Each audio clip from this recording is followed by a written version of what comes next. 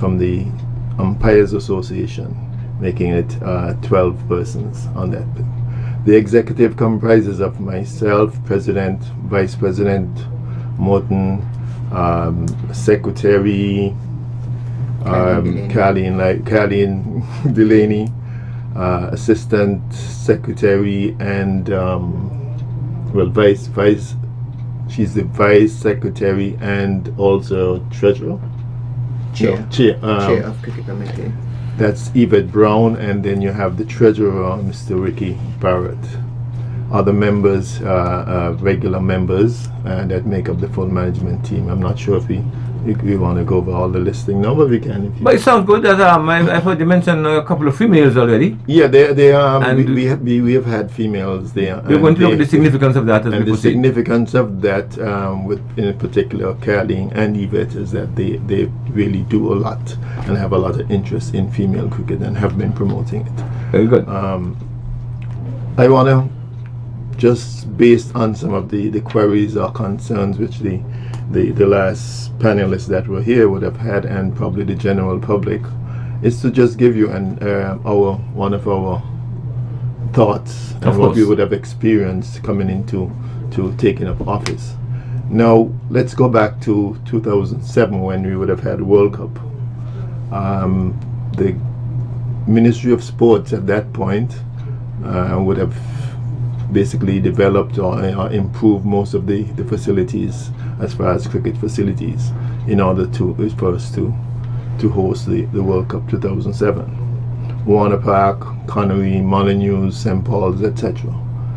In doing so, they decided and went ahead in basically fencing and somewhat call it locking down those facilities. It was the right thing to do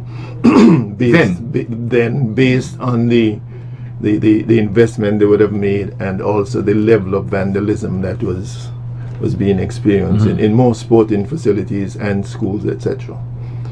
Now, I'm saying that to say that by doing that, you would recognize that the general public itself would have been somewhat ill-disposed. Yes, and not allowed to use the facilities as they like.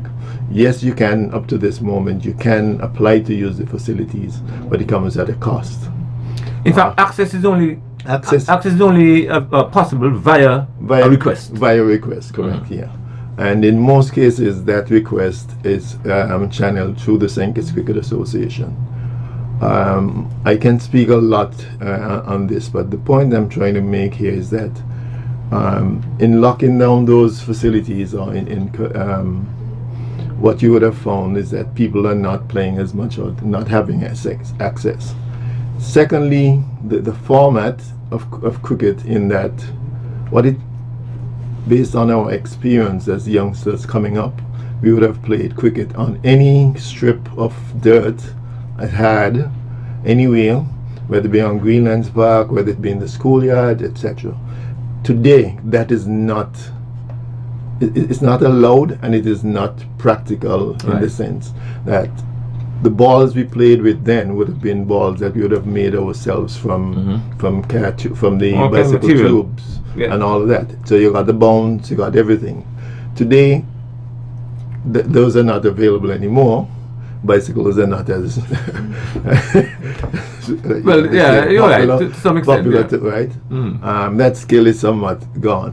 So we are now forced to play with the right tools for cricket, meaning a proper bat, a proper ball, the cheapest ball you can get probably locally would be anywhere between $26–30. That will probably last for a day or two. That's how much a cricket ball costs? Yes. Wow. Yeah, that's a cheap ball. That's a cheap one. That's a cheap ball. Balls cost up to over £100 for real games. So if let me interrupt you here. If a group of some youngsters, just entering high school, want to knock up a game on a pasture somewhere, and they decide to get a ball, they have to cough up at least $26. Correct. Yes. At least 52, because you need a ball for each innings. Yeah, right. At least 52, and then of course, depending on where they play, if the ball can get lost easily, then you have to supply a ball. Yes. Wow, that's a disincentive right there. That's a disincentive.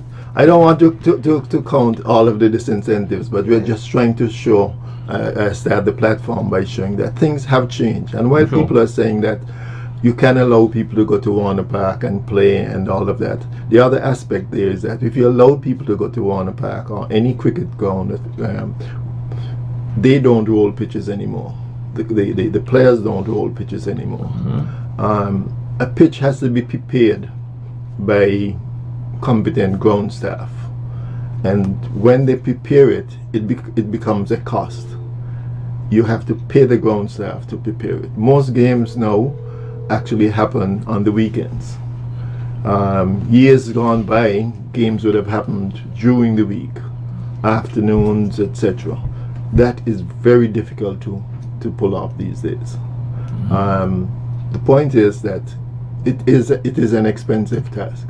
Cricket in itself is becoming a very, don't want to use the wrong words here, but not elite, but it is an expensive sport compared to soccer. A kid in primary school probably would have to spend, his parents will have to spend between $500 to probably $2,000 to get him all his gears to play. Is that an inevitable or irreversible process? Does it have to be like that? Yes, it has to be like that. I would like somebody to find the answer and tell us the answer as to why it wouldn't be. What happens, as an example, in primary schools, the kids share bats, they share helmets. In fact, they've gone so far in sharing that now under COVID and all of that. That is not allowed anymore. Yes. That has changed. So what you would have found is that a lot of the kids do not have the required equipment, etc. COVID is now going to make that even worse. Is that you can't share them anymore. Those are some of the things out there that where you would have seen cricket, let's say, the fall off of cricket. Now I want to come to more current, where when we got in, what we recognized as an administration is that cricket was not being played. We're talking to 2015. There used to be matches, of course. The associations then would have tried, whether it be the two-day format, etc. What was happening then is that those tournaments sometimes were never completed. There weren't any finals. There wasn't anything. When you analyze and when you investigate what was really happening there, it was a matter that when you ask the ground staff to prepare a pitch for you this weekend, when you turn up on Saturday, nothing was done. You just packed your bags and you went back home. You had no choice. If the ground staff just was not in the mood, they weren't, and so that happened. We came in and we recognized all of these things, and we decided, here's it, grounds are locked down. Here's it, ground staff requires payment, etc. Our first idea then was to try and negotiate with government, the Ministry of Sport, to get some form of control of one of the grounds. Hence, we tried with Connery, and we have had a lot of success with that. It's not as much as we would have liked to. Did you say Connery? Connery. Yeah, okay. It's called Connery Cricket Center. Yes. And that's a facility where we keep most of our games. We have had for 4 years straight since our election to office, a Keith Atherton T20, sponsored by Nagico. And we have had it there. We've had practice sessions there. We have allowed players to come and practice. You're talking about 2, 3, 5, 10 years ago, or is this current? No, this is current. We would have gotten into this mode during our time in office. Since 2015? Yes, correct, yes. But that still exists? It still exists. Continue. Because I think one of the argument was that access is not possible. That does not in fact happen. Access is possible with any government ground if you apply to the Ministry of Sport. Access is. You did say it comes at a cost. It comes at a cost. We'll share the cost. Yes. I need to get my VP involved for this. Definitely. it comes with a cost. The cost being, as an example, we put on a Keith-Atherton tournament. We have 6 teams involved. At one point we had 8 teams. We invited 2 teams from Nevis. That tournament, even with the sponsorship, the sponsor doesn't sponsor everything for you. That ran us anywhere between $70,000-$80,000 to put on a league. You wanna ask or wonder how come we pay for everything, including meals for the players, including uniforms, including paying for umpires, including paying for ground staff, including paying for scores. All of this happens every week. Transport of the teams from Nevis, etc. These are expenses that we have incurred, and we have basically put things in place. And guess what? Out of all of this, the Cricket Association that we speak about gets funding from nowhere. Yeah, that was one question there. Nowhere. We are not financed by government. We do get a small fee sometimes from Cricket West Indies when we host the game. We basically get more like a management fee. Other than that, we raise our own revenues. And just to advise the listening audience here, the members of the executive, this is strictly a voluntary service. Yes. Right. So there is no remuneration at all. Nothing. Absolutely put to you guys. That's important to know. None. So these are some of the things that probably people don't understand. But our objective, obviously, because we went there to serve, and like you said, it's voluntarily. Our objective as the Cricket Association, even though we don't have a written mantra, basically we are working towards getting improvement in cricket, taking it to the highest level, which would be getting a player on West Indies, etc. I recall one person calling and wondering why nobody has gotten there. We will come to that. We've asked that question for years. Yes. Yeah. We will address that. I just want to give definitely my vice a chance to. Right. Thank you very much, President Philip. Ladies and gentlemen, we're going to hear now from Vice President Charles. After he has made his opening innings, as it were, we are going to open the lines and invite you to participate in the discussion. Over to you. Thank you, moderator. I'm very happy to be here and to share the perspective of the St. Kitts Cricket Association, some of it, that is. When we took office in 2015, as you heard from President Dennis, we had a situation where cricket was a problem and the club structure indeed was a challenge. And so what we sought to do was to establish what we call an elite set of players and who trained regularly at Warner Park under 3 coaches, and make that our core team, so to speak, to represent the island. And so we focused on that, and because we went in that direction, what we had was 3 years in succession we won the Leeward Islands competition. So St. Kitts won 2016, 17, 18. And then the 4th year we also went into the finals, but we lost to Antigua for that final. But the focus was, let's make sure that the sport becomes attractive again for the young men of the country. So that was the focus.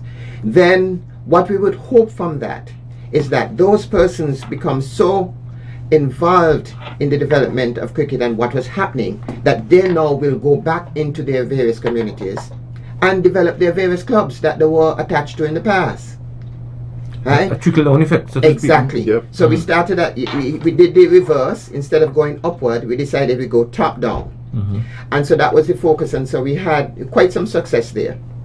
And if I dare say, I am very pleased. In particular, I'm going to raise 2 clubs, and that is the Molineux Keon club. They have been exceptional in terms of organizing and recruiting and having camps for young persons. So they have almost like a feeder system.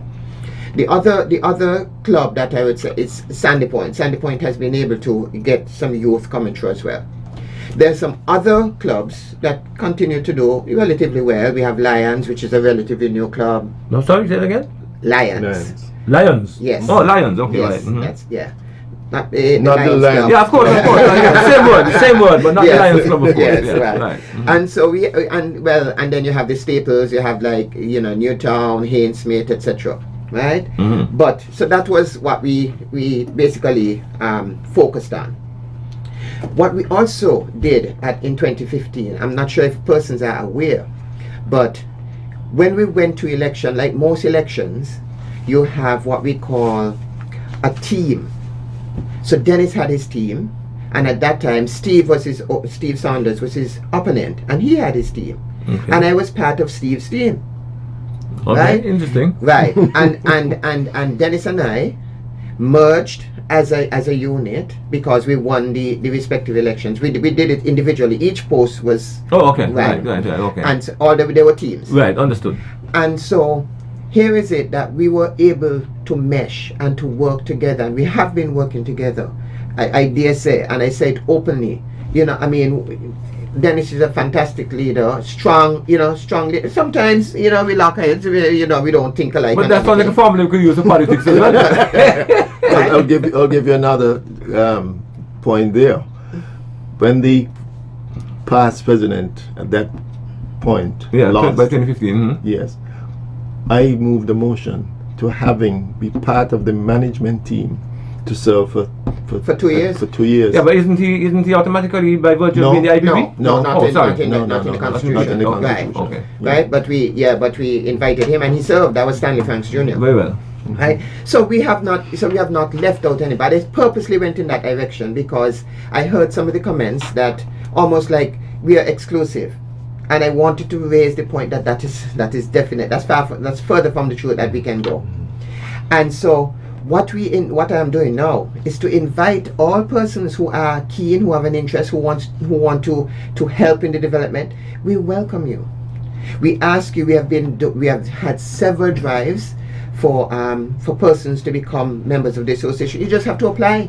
You fill out an application. We have an office. I'm not sure if you're aware. We have an office that's open every day, 5 days a week, Monday, Tuesday, Wednesday, Thursday, Friday at Warner Park. So there's a facility for persons who have any interest, any concerns. they Mr. can Mon, raise it, yeah? that is not just rhetoric you're spouting here.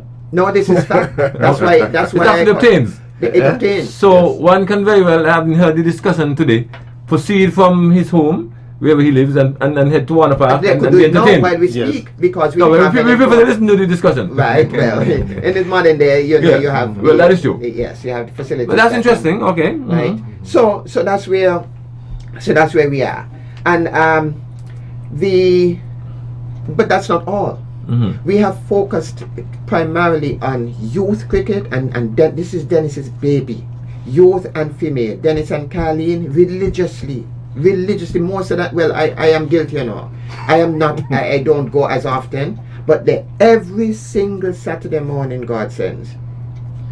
They're there to ensure that not only the facilities are open and accessible, but they monitor what's happening. So when I hear things like, oh, there's no competition and nothing happens with the youth, it disturbs me because, as I indicated, that is not truthful. We have a number of programs. I'm sorry I don't have the data right now. They just finished a youth camp, and they had games. I witnessed the final last week Friday at Connery. Currently, So, yeah, go ahead, jump in. Feel free. currently we have 4 teams, 4 under 15 teams that are practicing every week, twice per week. 4 under 15 4 under teams? 15 teams, 4 under 19 teams. They're practicing weekly. The intention being, had it not been for COVID, that we would have had a youth league already. That's correct. We are only allowed up to a level 2, which allows us to practice. Otherwise, before the kids would have gone back to school, a youth league would have commenced and probably completed at this point. Now I just want to say add a little more here as far as youth.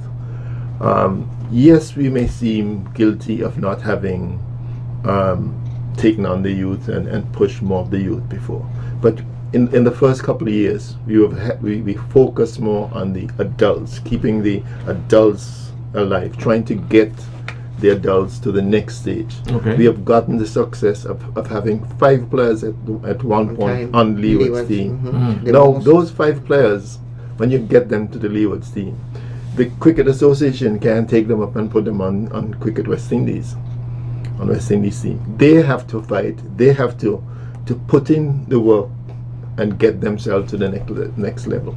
Now, we have recognized after a couple of years that they're not getting there. I have been saying that they have been like helicopters and just hover.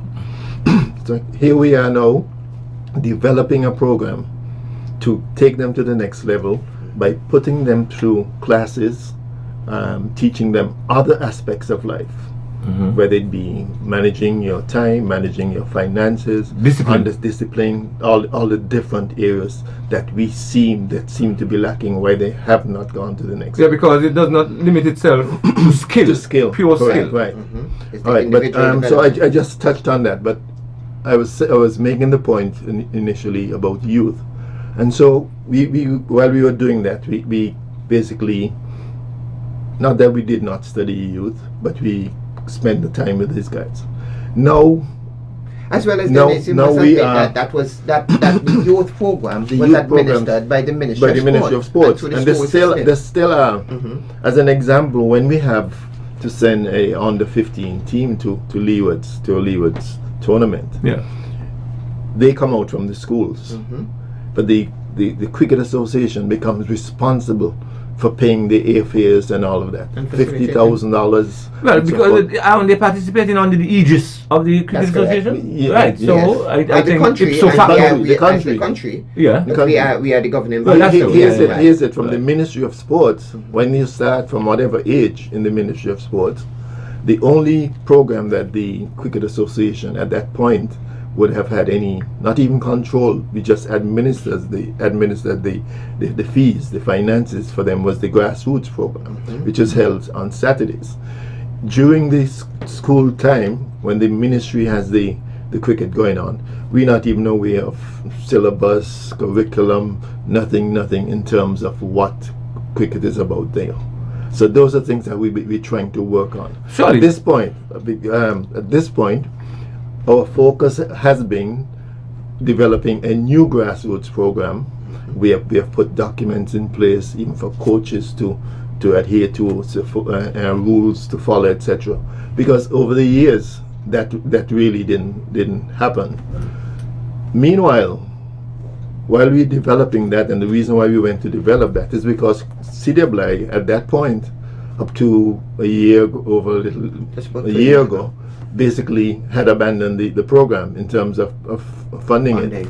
The current president of CWI, Mr. Richard Skerritt, he is putting that back in place. So the grassroots will go back in place. Our program that we were developing as grassroots had to go on pause just for a couple of months because of COVID, and because CWI is now bringing back grassroots. We don't want to have 2 different programs. We don't want to have basically relaunched grassroots under our guidelines. Then CWI says, we're now going to help you with that, but these are the rules. So we wanted to make sure that we're on the same page. But it seems to me that you certainly would have needed a robust and intimate relationship with the schools. That's correct. Which you're suggesting did not exist. No. That's correct. So that was a part of your strategy as well to correct that deficiency? Somewhat, yes. Because we've been asking as an because example, the young people, really, the school is the one that feeds you with these young people. I can't think of any other source or institution. Simple things that you would have asked way back when Noel Gishad was there. Can you send us scorebooks, profiles of players, youth players, based on every tournament or every practice that you have, etc.? When you don't get those things, how do you develop it? Yeah, how do you move forward? Yeah. So those are some of the short thoughts. So. Gentlemen, what we're going to do, we're going to take a small station break now, Yeah. and when we come back, we'll open the lines. Yeah. So we'll have a quick station break for a minute or so. When we come back, we'll open the lines and have you take part in the discussion with Messieurs Philip and Morton.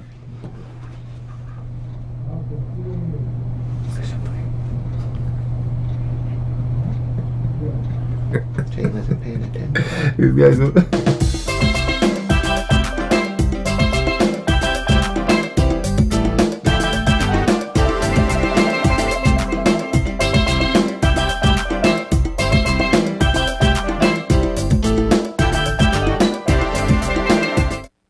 My name is John Barsa, and I'm the Acting Administrator for the U.S. Agency for International Development. The U.S. is working with our Caribbean neighbors to fight COVID-19. USAID is helping health workers prevent, detect, and treat COVID-19 and provide care to those affected. For years, we've worked with our partners in the region to improve the lives of the Caribbean people.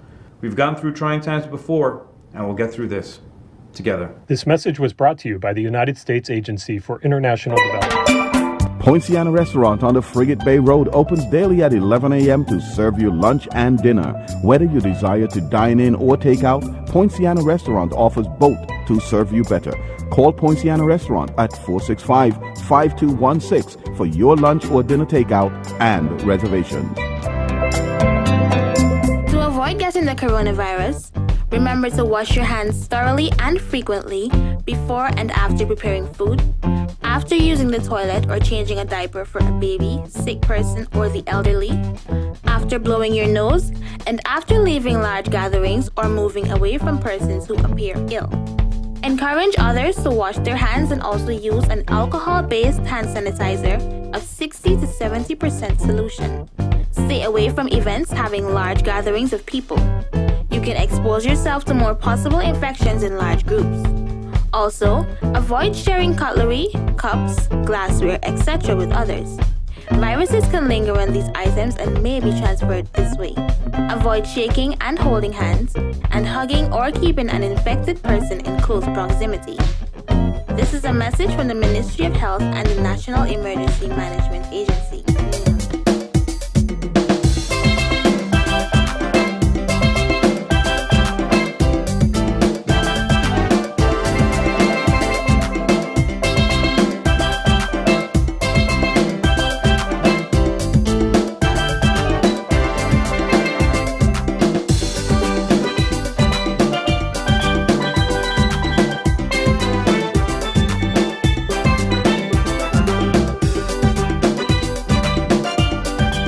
Ladies and gentlemen, welcome back to Frank and Candid, and the lines are now open.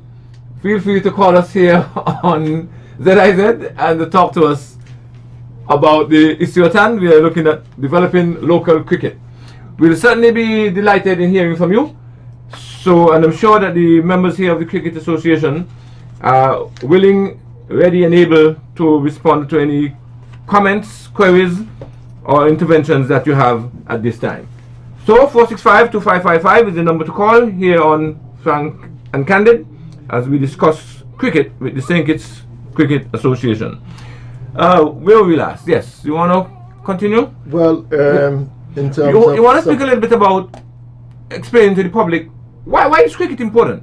What are some of the benefits that can accrue to those youngsters who get involved in cricket? Why should we be promoting cricket in the schools? Why should we be insisting and inviting others to get involved in cricket in the first place?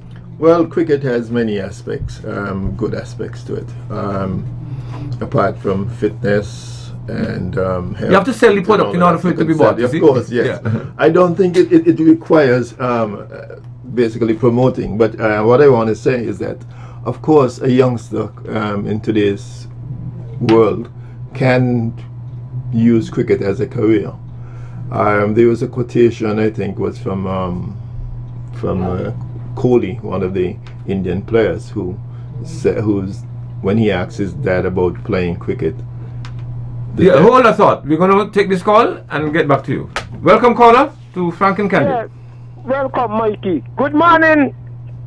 Good morning, Mr. Morton Charles, my good friend, and Dennis. Good morning. Good morning. We know that over the years, the football full of challenges. And I like the word Charles used there. Former president and senior members, players at the sport, they don't mesh. You see where we cricket gone? Look where we cricket gone. I must tell Charles and Dennis, the country need to hear where are you doing. We're here in our insufficient. I'm surprised hearing Dennis and Charles talking about this development program with the youth. And I'm glad to hear that the ministry had something going with you all. And I really looking for them to do more in terms of funding our aid money, because these days money don't go in a garden. And if they love cricket and they know the history, remember the history of Warner Park. Some of these sportsmen in the government seen down Church Street will lend a hand. Ain't gonna be $1 million, but come in when the association need help. I'm also glad to hear a man like the hard-working Stanley Franks Jr.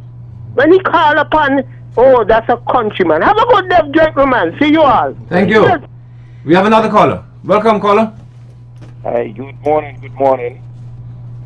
Good morning. And yes, it's nice, it's nice. A nice little program. I'm here in St. Martin, sitting down and relaxing and looking at the president and my good old buddy, Charles Morton. Very well.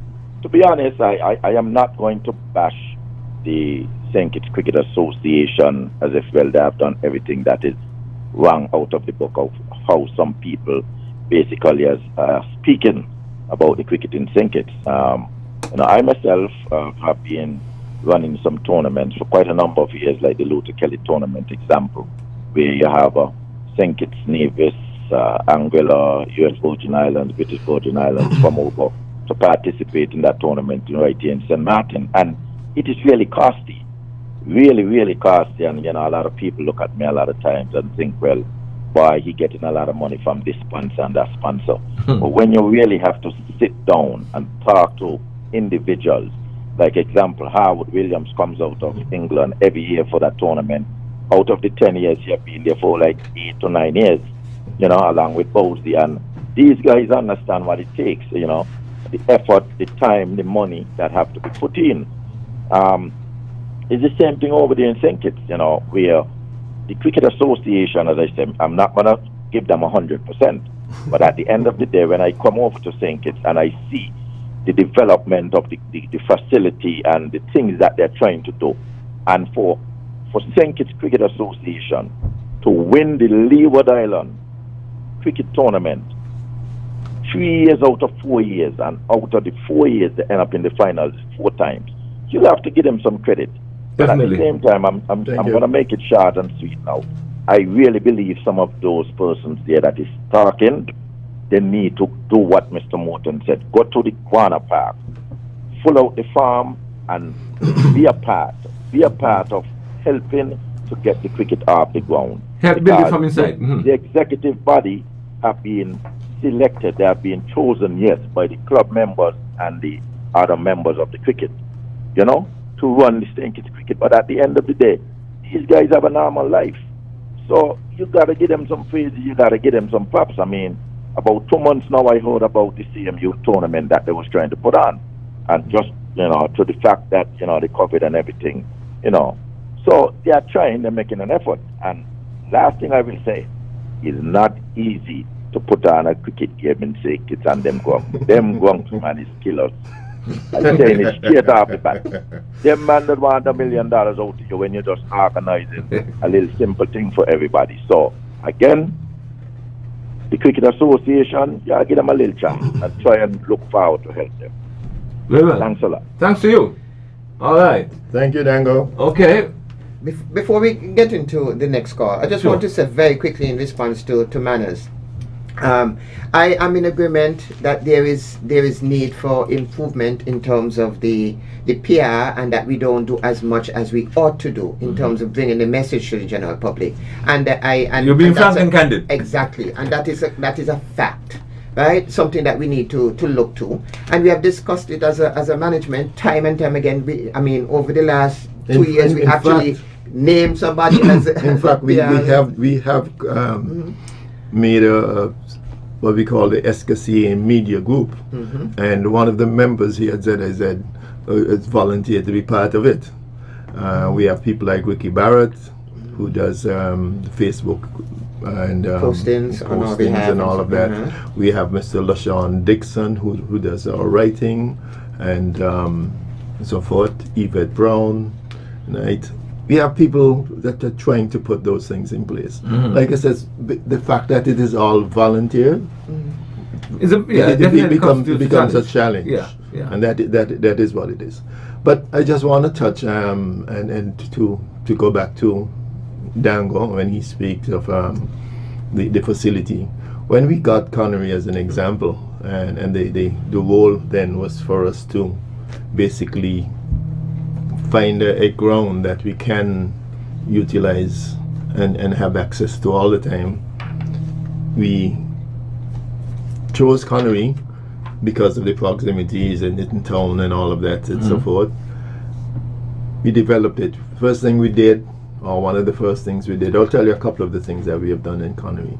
We have purchased seating for the pavilion. We have air conditioned the dressing rooms, the dining room. We've made a very comfortable dining room for players. We are putting a scoreboard, electronic scoreboard. At one point, even within the federal in St. Kitts, there wasn't even one bound rope until the Cricket Association invested in it. Yeah. It was after that when we would have hosted the under 19, the West Indies under 19. That's when the Ministry of Sports got into play and brought in more covers and boundary ropes. We just, as an example, a couple of weeks ago, through the minister, the last Minister of Sport and the Ministry of Sport, we were able to have them build a media center, a small media center in Connery. Now one would say, well, why the need for a media center? The need for the media center is that we have also gotten a sponsor on board who have assisted us in purchasing software and cameras for that media center, so that every game that we have in Connery in the near future would be live. And the whole idea is not just to be live because we want to be live. We want to invite worldwide associations to look at our games, to see players that may have some potential, may have some interest to somebody, some other association worldwide, and can say, could I see the stats? In fact, they can go on the site, which is called Pitch Vision, and see your statistics if they're watching you and like your style. So you don't have to get to leewards, you don't have to get to CWI before somebody sees you. That's the purpose of all of this. So these are things that we are doing right now. So is all this focus on Connery to the detriment of the other? No. Well, No. The truth is that, as an example, we use Connery for the shorter versions.